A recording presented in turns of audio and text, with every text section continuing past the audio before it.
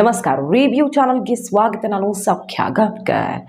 ಕರ್ನಾಟಕ ಕಾಂಗ್ರೆಸ್ಗೆ ಸಂಬಂಧಪಟ್ಟಂತೆ ಮಹತ್ವದ ಬೆಳವಣಿಗೆ. ಲೋಕಸಭಾ ಚುನಾವಣೆ ಹೊಸ್ತಿಲಲ್ಲಿ ಸತೀಶ್ ಜಾರಕಿಹೊಳಿ ಆಲ್ರೆಡಿ ಸಿಡಿದೆದ್ದಿರುವಂತಹ ಸತೀಶ್ ಜಾರಕಿಹೊಳಿಗೆ ಈಗ ಮತ್ತೊಂದು ಪೆಟ್ಟು ಬಿದ್ದಂತಾಗಿದೆ.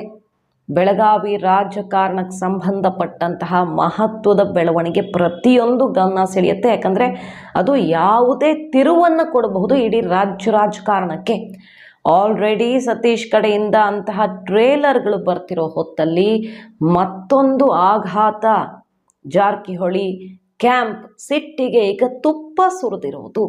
ಏನಾಗಿದೆ ಹಾಗಾದರೆ ಮಾಹಿತಿನ ಮುಂದೆ ಇಡ್ತಾ ಇದ್ದೀವಿ. ಮಿಸ್ ಮಾಡಿದ್ರೆ ನಮ್ಮ ಚಾನಲ್ನ ಸಬ್ಸ್ಕ್ರೈಬ್ ಮಾಡಿ, ಹಾಗೆ ನಿಮ್ಮ ಅಭಿಪ್ರಾಯ ಕಮೆಂಟ್ ಮಾಡಿ ತಿಳಿಸಿ. ಎಸ್ ವೀಕ್ಷಕರೇ, ಸತೀಶ್ ಜಾರಕಿಹೊಳಿ ಮುಂದಿನ ನಡೆ ಏನು ಅನ್ನೋದೀಗ ಎಲ್ರಿಗೂ ಕುತೂಹಲ. ಜಾರಕಿಹೊಳಿ ಅವ್ರನ್ನ ನೆಗ್ಲೆಕ್ಟ್ ಮಾಡೋಕ್ಕೂ ಆಗ್ತಿಲ್ಲ, ಕನ್ಸಿಡರ್ ಮಾಡೋಕ್ಕೂ ಆಗ್ತಿಲ್ಲ. ಆ ಥರದ ಬಿಕ್ಕಟ್ಟಲ್ಲಿದೆ ಈಗ ಕೈ ಹೈಕಮಾಂಡ್.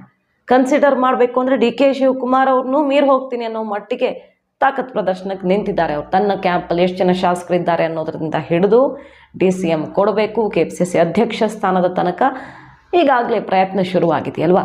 ಕಡೆಗಣಿಸಿದರೆ ಏನು ಬೇಕಾದರೂ ಆಗುವುದು. ಪಕ್ಷಕ್ಕೆ, ಸರ್ಕಾರದ ಅಸ್ತಿತ್ವಕ್ಕೆ ರಿಸ್ಕ್ ಆಗಬಹುದು. ಅದನ್ನು ಸುರ್ಜೇವಾಲಾ ಅವರೇ ಎಚ್ಚರಿಸಿದ್ದಾರೆ.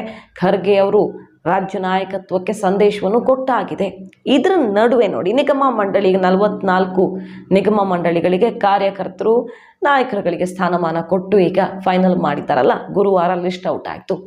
ಆ 44ರಲ್ಲಿ DK ಕ್ಯಾಂಪ್ನ ಕೆಲವರು, ಸಿದ್ದರಾಮಯ್ಯ ಕ್ಯಾಂಪ್ನ ಕೆಲವರೆಲ್ಲ ಇದ್ದಾರೆ. ಸಂಪತ್ ರಾಜ್, ಪದ್ಮಾವತಿ, ಮಾಜಿ MLC ಶ್ರೀನಿವಾಸ್ ಅವರು, ಹಾಗೆ BH ಹರೀಶ್, ಬೇರೆ ಬೇರೆ ಪ್ರಮುಖ ನಾಯಕರು 2 ಕ್ಯಾಂಪಲ್ಲಿ ಗುರುತಿಸ್ಕೊಂಡಿರೋರು ಆಯಕಟ್ಟಿನ ಜಾಗವನ್ನು ಪಡ್ಕೊಂಡಿದ್ದಾರೆ. ಇದು ಕ್ಯಾಬಿನೆಟ್ ರ್ಯಾಂಕ್ ಇರುವಂತಹ ಸ್ಥಾನಮಾನ ಆಗಿರೋದ್ರಿಂದಾಗಿ ಆದಷ್ಟು ಎಲ್ಲರನ್ನ ವಿಶ್ವಾಸಕ್ಕೆ ತಗೊಳ್ಳೋಕೆ ನೋಡ್ತಿದ್ದಾರಲ್ಲ. ಸಿದ್ದರಾಮಯ್ಯನವರು ಮೊದಲ ಹಂತದಲ್ಲಿ ಶಾಸಕರ ಪಟ್ಟಿಯನ್ನು ಫೈನಲ್ ಮಾಡಿಸ್ಕೊಂಡ್ರು. ಕಾರ್ಯಕರ್ತರು ಪೆಂಡಿಂಗ್ ಆಗೇ ಬಿಡತ್ತೆ ಅನ್ನೋ ಥರ ಇತ್ತು. ಲೋಕಸಭೆ ಒಳಗೆ ಕ್ಲಿಯರ್ ಮಾಡಬಾರ್ದು ಅನ್ನೋ ಥರ ಆಗಿತ್ತು. ಬಟ್ DK ಪಟ್ಟು ಬಿಡದೆ ಮಾಡಿಸ್ಕೊಂಡಿದ್ದಾರೆ. ಇದರ ನಡುವೆ ಈಗ ಬೆಳಗಾವಿಗೆ ಸಂಬಂಧಪಟ್ಟಂತೆ ಮಹತ್ವದ ಬೆಳವಣಿಗೆ. ಬೆಳಗಾವಿದೊಂದು ಹೋಲ್ಡ್ ಆಗಿದೆ. ಯಾಕಂದರೆ Jarkiholi versus Hebbalkar fight. Belagavi BUDA urban development authority, ಹಾಗೆ command area development authority CADA, ಇದೆಲ್ಲ ಹೋಲ್ಡ್ ಆಗಿದೆ. ಇನ್ನಿತರ ಪ್ರಮುಖ ನಿಗಮ ಮಂಡಳಿಗಳಿಗೆ ನೇಮಕಾತಿ ಆಗಿಲ್ಲ. ಬೆಳಗಾವಿಯ ಪ್ರಮುಖ ನಾಯಕರುಗಳಿಗೆ ಸ್ಥಾನಮಾನವನ್ನು ಪೆಂಡಿಂಗಲ್ಲಿ ಇಡಲಾಗಿದೆ. ಇದು ಎಷ್ಟು ದೊಡ್ಡ ವಿಚಾರ. 18 ಕ್ಷೇತ್ರಗಳನ್ನು ಒಳಗೊಂಡಂತಹ ಬೆಳಗಾವಿ, ದೊಡ್ಡ ಜಿಲ್ಲೆ ಬೆಳಗಾವಿಯಲ್ಲಿ ಸ್ಥಾನಮಾನ ಕೊಡದೇ ಇದ್ರೆ, ಎಲೆಕ್ಷನ್ ಹೊತ್ತಲ್ಲಿ ಕೆಲಸ ಮಾಡ್ತಿರೋರು, ಪಕ್ಷಕ್ಕಾಗಿ ದುಡಿತಾ ಇರೋರು ಸ್ಥಾನಮಾನ ಸಿಕ್ಕಿಲ್ಲ ಅಂದರೆ ಏನು ಮಾಡ್ತಾರೆ? ಅದೇ ಇಲ್ಲ ಆಗ್ತಾ ಇರೋದೀಗ. ದೊಡ್ಡ ಜಿಲ್ಲೆ ಬೆಳಗಾವಿಯನ್ನು ಪೆಂಡಿಂಗಲ್ಲಿ ಇಟ್ಟಿದ್ದಾರೆ, ಟಚ್ ಮಾಡೋಕೆ ಹೋಗ್ತಿಲ್ಲ. ಜಾರಕಿಹೊಳಿ ಅವರು 6 ಹೆಸರುಗಳನ್ನು ಫೈನಲ್ ಮಾಡಿದ್ರು. ಅವರು ಉಸ್ತುವಾರಿ ಅಲ್ಲ, ಬೆಳಗಾವಿಯ ಪ್ರಭಾವಿ ರಾಜಕಾರಣಿ, ಜವಾಬ್ದಾರಿಯವರು ಹೆಗಲಿಗಿದೆ. ಇಷ್ಟು ದಿನ ಅದೇ ಥರ ನಡೀತಾ ಇದ್ದಿತ್ತು. ಬಟ್ ಈಗ ಲಕ್ಷ್ಮೀ ಹೆಬ್ಬಾಳ್ಕರ್ ಅವರ ವೇಗ ಜಾಸ್ತಿ ಆಗಿದೆ. DK ಕ್ಯಾಂಪ್ ತನ್ನ ಕೈ ಮೇಲೆ ಮಾಡ್ಕೊಳ್ಳೋಕೆ ಹೊರಟಿದೆ. ಸತೀಶ್ ಜಾರಕಿಹೊಳಿ ಅವರು 6 ಹೆಸರುಗಳನ್ನು ಅಳೆದು ತೂಗಿ ಎಲ್ಲ ಸಮುದಾಯಕ್ಕೆ ಸಂಬಂಧಪಟ್ಟಂತೆ, ಬರೀ ಒಂದು ಸಮುದಾಯ ಅಂತಲ್ಲ ಅಥವಾ ತಮ್ಮ ಸಮುದಾಯ ಅಂತಲ್ಲ, ಸೋಷಿಯಲ್ ಎಂಜಿನಿಯರಿಂಗ್ ಮಾಡಿ ಯಾರಿಗೂ ಅನ್ಯಾಯ ಆಗಬಾರ್ದು, ಜಿಲ್ಲೆಯಲ್ಲಿ ರಾಜಕೀಯ ಲೆಕ್ಕಾಚಾರನೂ ಪಕ್ಕ ಆಗಬೇಕು, ಲೋಕಸಭಾ ಚುನಾವಣೆ ದೃಷ್ಟಿಯಿಂದ ಎಲ್ಲ ಥರ ಪೂರಕವಾಗಿ ನಮಗೆ ಕೂಡ ಬರಬೇಕು ಪಕ್ಷಕ್ಕೆ, ಆ ಥರ ಬ್ಯಾಲೆನ್ಸ್ ಮಾಡಿ ಅಂತ 6 ನೇಮ್ಸ್ನ ಫೈನಲ್ ಮಾಡಿದ್ದು ಪಾರ್ಟಿ ವರ್ಕರ್ಸ್ದು. ಆದರೆ ಅದನ್ನು ಈಗ ರಾಜ್ಯ ಟಾಪ್ ಲೀಡರ್ಶಿಪ್ ಅಂದರೆ ಸಿದ್ದರಾಮಯ್ಯನವರು, DK ಶಿವಕುಮಾರ್ ಅವರು, ಅವ್ರ ಮೇಲೆ ಹೈಕಮಾಂಡು. ಸಿದ್ದರಾಮಯ್ಯನವರು ಏನು ಮಾಡೋದಕ್ಕೆ ಆಗ್ತಿಲ್ಲ, ಯಾಕೆಂದರೆ ಏಕಮುಖವಾಗೆಲ್ಲ ನಡೀತಾ ಇಲ್ವಲ್ಲ. KPCC ಅಧ್ಯಕ್ಷ DK ಶಿವಕುಮಾರ್ ಅವರಿದ್ದಾರೆ. ಹೈಕಮಾಂಡ್ ಮೇಲೆ ಒತ್ತಡ ಹಾಕಿ ಕಾರ್ಯಕರ್ತರಿಗೆ ಸ್ಥಾನಮಾನ ಬೇಕು ಅಂತ ಫೈನಲ್ ಮಾಡಿಸ್ಕೊಂಡಿದ್ದಾರೆ. ಈಗ ಜಾರಕಿಹೊಳಿ ಅವರ ಪಟ್ಟಿ ಪೆಂಡಿಂಗ್ ಆಗಿದೆ. ಯಾಕಂದರೆ ಬೆಳಗಾವಿಲಿ ನೀವು ಹೇಳಿದ್ದೇ ಅಂತಿಮ ಅಲ್ಲ ಅನ್ನುವ ಕಠಿಣ ಸಂದೇಶ. ಅಲ್ಲಿ ಬೇರೆಯವರ ವಿರೋಧ ಇದೆ. ಹೇಗೆ ನೀವು ಹೇಳಿದ್ದನ್ನು ಫೈನಲ್ ಮಾಡಿಬಿಡೋಕ್ಕಾಗತ್ತೆ? ಸೊ ತಡೀರಿ ಅಂತ ಬೇರೆ ಎಲ್ಲ ಪಾಸ್ ಮಾಡಿ 44 ಹೆಸರು ಫೈನಲ್ ಆಗಿದೆ. ಬೆಳಗಾವಿದು ಪೆಂಡಿಂಗ್ ಆಗಿದೆ. ಸೊ ಸತೀಶ್ ಜಾರಕಿಹೊಳಿ ಅವರಿಗೆ ಇದು ಅಂತಿಂಥ ಪೆಟ್ಟಲ್ಲ.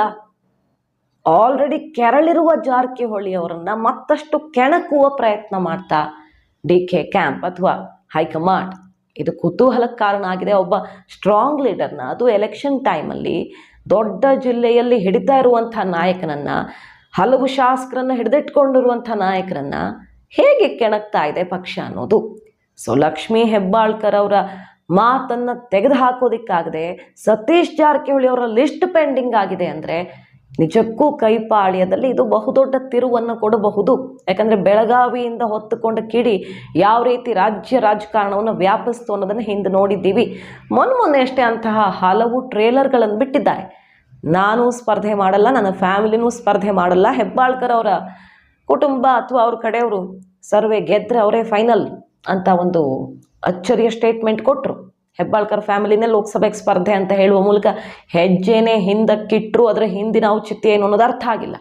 ಅದಕ್ಕಿಂತ ಮುಂಚೆ ಗಡ್ಕರಿ ಅವರನ್ನು ಬಾಯಿ ತುಂಬ ಹೊಗಳಿದ್ದು ಮೋದಿ ಸರ್ಕಾರದ ಅವಧಿಯಲ್ಲಿ ಅಭಿವೃದ್ಧಿ ಆಗಿದೆ ಅನ್ನೋದ್ರಲ್ಲಿ ಡೌಟೇ ಇಲ್ಲ ಅಂತ ಫುಲ್ ಮಾರ್ಕ್ಸ್ ಕೊಟ್ಟಿದ್ದು.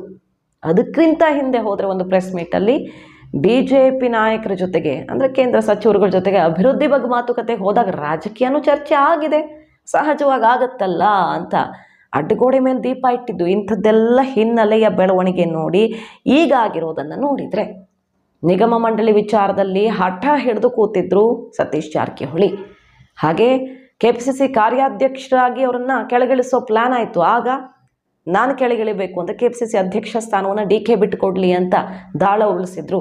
ನಾನು ಲೋಕಸಭಾ ಚುನಾವಣೆಗೆ ಸ್ಪರ್ಧೆ ಮಾಡಬೇಕು ಅಂದರೆ ಬೆಂಗಳೂರಿನ ಯಾವುದಾದ್ರೂ ಒಂದು ಕ್ಷೇತ್ರದಿಂದ DK ಸ್ಪರ್ಧೆ ಮಾಡಲಿ ಅಂತ ದಾಳ ಉಳಿಸಿದ್ರು. ಇಷ್ಟೆಲ್ಲ ಸವಾಲು ಹಾಕ್ಕೊಂಡು ಬಂದಿದ್ದಾರೆ.